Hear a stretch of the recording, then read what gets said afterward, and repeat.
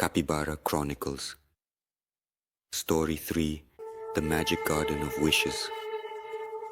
After traveling through the Bridge of Time and a fun encounter with the young versions of their parents, life returned to its usual course.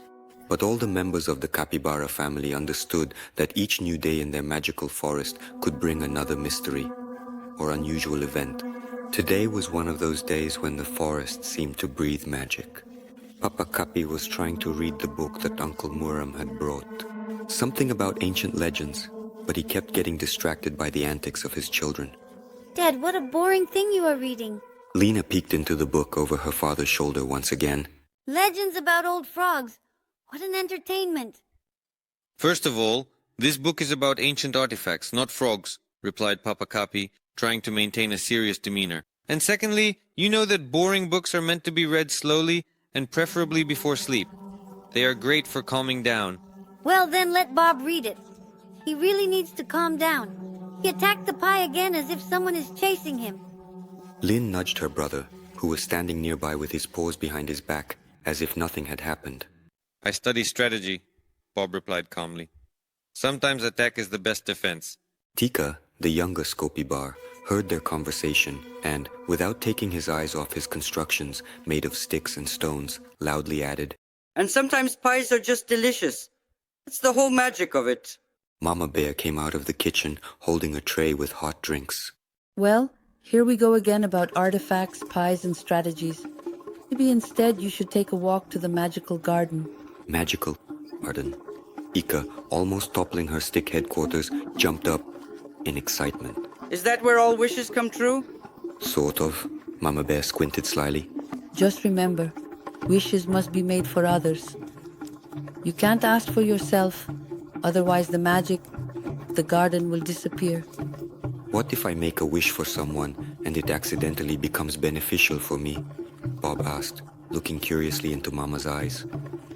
Well, then the garden might turn into a field of nettles, and your paws will start itching so much that you'll forget everything except the desire to scratch. Mama Barra laughed. Wow. No beneficial wishes. Got it. Tika nodded, trying to look serious but ended up looking cheerful. Got it. We will manage. Seriously? Added Alina. I wish all our friends in the forest could make wishes too. I just have no idea what they need. A little... That's where you'll find out in the garden. Mom winked. Let's go and help each other. Remember, fulfilling wishes is not just magic, but also responsibility. The road to the magical garden passed through a shady alley covered with fallen flower petals. When the Capybaras approached the garden gates, they noticed an ancient inscription carved in stone. Wish for a friend, and you will receive in abundance. Wish for yourself, and you will part with magic. Who is Storik? Tika whispered. That's not a name. Lina laughed. It means that you will receive 100 times more good in return. 100 times more. Tika pondered. If I wish for 100 pies for Mom, will she make me 101? No, Tika, it doesn't work that way. Bob sighed, losing patience.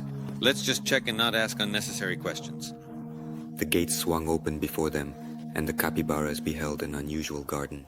Huge flowers with petals that one could slide on, like on slides. Bushes speaking in the voices of birds, and fountains spewing colorful streams that released scents of vanilla and chocolate. It makes you want to wish for something for yourself, doesn't it? Bob glanced at Lina, but she just shook her head. I want our friend Hedgehog to be able to see better in the dark. Do you remember how he used to trip over roots when he came to us at night? She touched one of the magical flowers, and it lit up with a bright blue color. Petal fluttered in the air and disappeared. The wish is granted, a soft voice said. Hedgehog can now see in the dark just as well as a sunny day. Awesome. Tiko exclaimed joyfully. I want that too. Squirrel Nayura. To keep her nuts. Tika touched another flower, and it spun around as if it burst, releasing a golden spark into the sky. Nura will not lose a single nut anymore. The voice sounded again. And I wish that Uncle Muram Bob paused for a moment. would no longer forget where he left his books. Now Uncle Muram will indeed find all his books, the voice confirmed.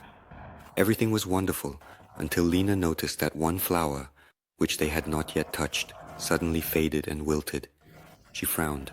And this flower is sad for some reason. Because you all made good, but small wishes. Suddenly, a voice came from the bush next to which the capybaras were standing.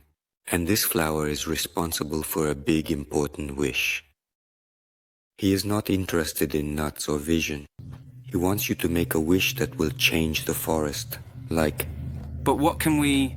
Wish, whispered Tika, lowering his ears. This is what it's all about. The voice of the bush became softer.